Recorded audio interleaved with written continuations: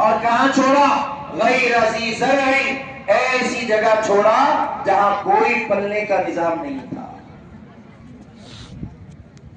اب کیا ہو رہا ہے؟ کہاں جا رہے ہیں حضرت ابراہیم؟ بیوی کہنے لگی کہاں جا رہے ہو؟ اللہ نے فرمایا ابراہیم بات نہیں کرنا، چلتے رہنا۔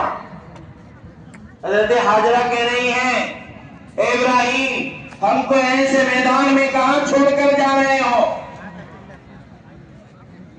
یہ معصوم بچہ کئی سالوں کے بعد ہمیں پیدا ہوا ہے، بڑھاپے کا سہارا ہے، اس بچے کو چھوڑ کر کہاں جا رہے ہو؟ کوئی جواب نہیں۔ آخر میں حضرت ہاجرہ نے کہا کیا اس چھوڑنے میں اللہ کا حکم ہے؟ حضرت ابراہیم نے سر ہلا کر کہا ہاں اللہ کا حکم ہے۔ حضرت ہاجرہ نے کہا پھر وہ اللہ ہم کو ضائع نہیں کرے گا، جس اللہ نے تم کو آگ میں ضائع نہیں کیا وہ اللہ اس ریگستان میں ہم کو کیا ضائع کرے گا؟ آپ چلے جائیں۔ بزرگوں جب گئے ہیں کئی سالوں کے بعد لوٹے، پھر اور گئے، پھر لوٹ کر آئے تو دیکھا کہ بچہ 22 سال کا خوبصورت نوجوان نظر آ رہا ہے، ہٹا کٹا۔ اب حضرت ابراہیم خواب دیکھ رہے ہیں، کیا دیکھ رہے ہیں؟ کہ میں میرے بچے کو ذبح کر رہا ہوں۔ اللہ دیکھنا چاہتا ہے کہ شوہر کی غیر موجودگی میں بیوی نے کتنا دیندار اپنے بچے کو بنایا ہے۔ اللہ کہہ رہے ہیں کہ ابراہیم اس لڑکے کو ہمارے نام پر ذبح کرو۔ اب بزرگوں بچے کے سامنے کہہ رہے ہیں ابا بیٹا تیرا 4 مہینے کے لیے نام لکھایا ہے، آپ کو کیا سٹیا گیا ہے کہ یہ دکان، یہ کھیتی، یہ پٹاخے کون دیکھے گا؟ حضرت ابراہیم کہہ رہے بیٹا میں خواب میں دیکھ رہا ہوں تجھ کو ذبح کر رہا ہوں، انی اذبحک، میں دیکھ رہا ہوں کہ میں تجھ کو اپنے ہاتھوں سے ذبح کر رہا ہوں۔ بیٹا کیا کہہ رہا ہے؟ افعل ما تؤمر، اے میرے ابا آپ جو کچھ دیکھ رہے ہو اس کو کر گزریے، میں بے صبروں میں سے آپ مجھ کو نہیں پاؤں گے، مجھے صبر کرنے والوں میں سے پاؤں گے۔ یہ دین ہے۔ دیکھیے بزرگوں حضرت نوح بچے کو بچانے کی بات کر رہے ہیں، دین نہیں ہے، بچہ بچنے کو تیار نہیں ہے۔ حضرت ابراہیم اپنے بیٹے کو ذبح کرنے کی بات کر رہے ہیں، دین ہے، بچہ کہہ رہا ہے افعل، اے میرے ابا ذبح کر دیجئے میں تیار ہوں۔ فرق دیکھیے دینداری میں اور بے دینی میں۔ آج بزرگوں ہم اپنی چادر اپنے بچوں پر ڈال کر آتے ہیں۔ ماں دودھ پلا رہی ہیں، مولانا یوسف صاحب رحمۃ اللہ علیہ فرمایا کرتے تھے آج ماں دودھ پلاتی ہے میرا بچہ سو جائے، 60 سال کی عمر تک ماں کی نیت کی وجہ سے یہ بچہ سو ہی رہا ہے۔ عورتوں نے دودھ پلایا تھا کہ اللہ جب میرا بچہ بڑا ہو جائے تو میرے بچے کے جو دودھ پلانے کے ذریعے سے جو طاقت پیدا ہو جائے وہ تیرے دین کے لیے استعمال ہو جائے۔ تو اللہ نے ایسی ماؤں کے پیٹوں سے بچوں کو جو پیدا کیا ہے ان کے ذریعے سے دین کو زندہ کیا ہے۔ اور آج ماں نیت کر رہی ہے کہ دودھ پلائیں گے تو میرا بچہ سو جائے گا، 60 سال کی عمر تک سو ہی رہا۔ یہ نیتوں کے اثرات ہیں۔ تو بزرگوں حضرت ابراہیم لے کر نکلے اپنے بچے کو، کہاں؟ ذبح کرنے کے لیے۔ ماں بھی ساتھ ہے، والد بھی ساتھ ہے، بیٹا بھی ساتھ ہے۔ کہاں جا رہے ہیں؟ اپنے آپ کو ذبح کر کے اللہ کو راضی کرنے کے لیے جا رہے ہیں۔ سلا دیا بچے کو، چھری چلانے لگے۔ بیٹا کہنے لگا ابا جان میری آنکھیں، میرا چہرہ، میرا خوبصورت چہرہ دیکھ کر آپ چھری چلا نہیں سکیں گے اور اللہ کو راضی کر نہیں سکیں گے، اے میرے ابا آپ مجھے چہرے کے بل الٹا سلائیں۔ زور سے حضرت ابراہیم جب چھری چلانے لگے اللہ نے فرمایا جبرائیل جاؤ جاؤ کہیں میرا خلیل میری محبت میں اپنے بچے کو ذبح نہ کر ڈالے۔ اور دمبا لے کر آئے، اور بزرگوں جب دمبا لے کر آ رہے ہیں حضرت جبرائیل تو کیا کہہ رہے ہیں؟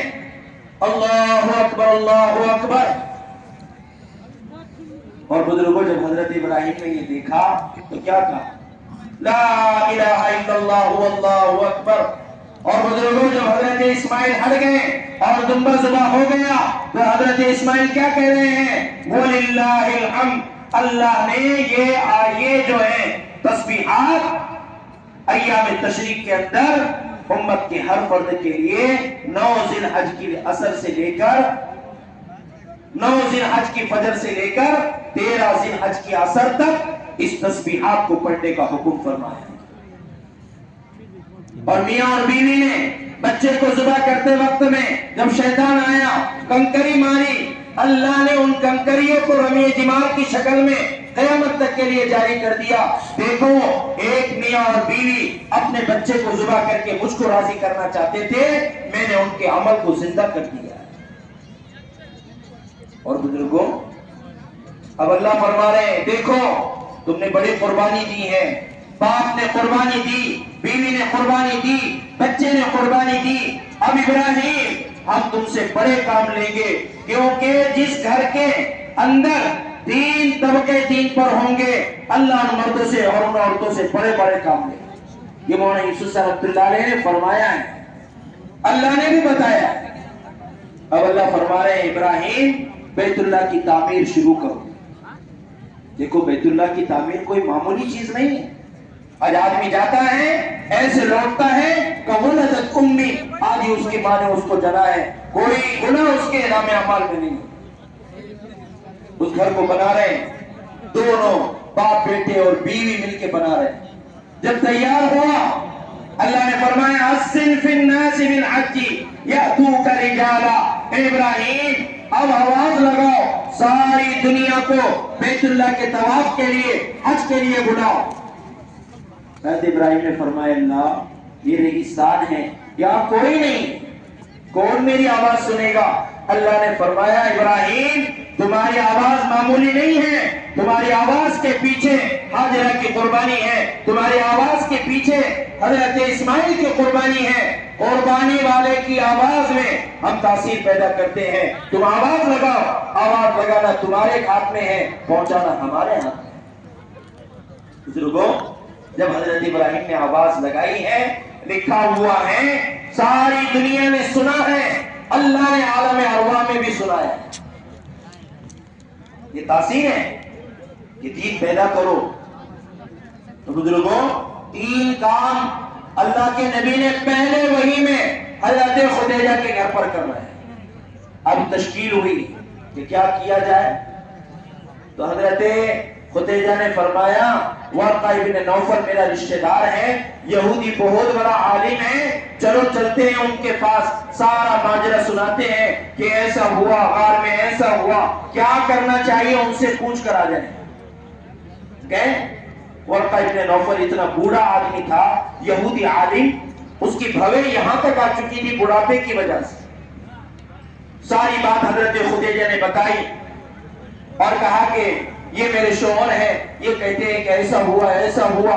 ورقہ ابن نوفل نے تعجب سے اپنی بہو کو ہٹایا اور کہا خدیجہ مبارک ہو، تو نے جو ہے اور تیری آنکھوں نے آخری نبی کا دیدار کیا ہے، یہ آخری نبی ہے۔ میں نے تورات میں، زبور میں ایسی نشانیاں، ایسی چیزیں یہ پڑھی ہیں اور یہ آخری نبی ہے۔ اے خدیجہ تو مبارک ہے، تو نے آخری نبی کا دیدار کیا۔ اب بزرگوں مشورہ ہو رہا ہے۔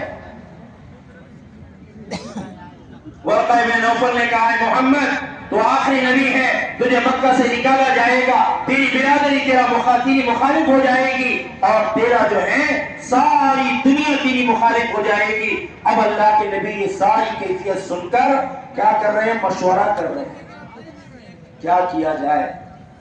بزرگوں، حضرت خدیجہ نے ان 4 اعمال پر ایسے مشورے کے لیے کیا کہا؟ اے اللہ کے نبی آپ کو ڈرنے کی ضرورت نہیں ہے، یہ خدیجہ جان اور مال کے ساتھ آپ کے ساتھ تیار۔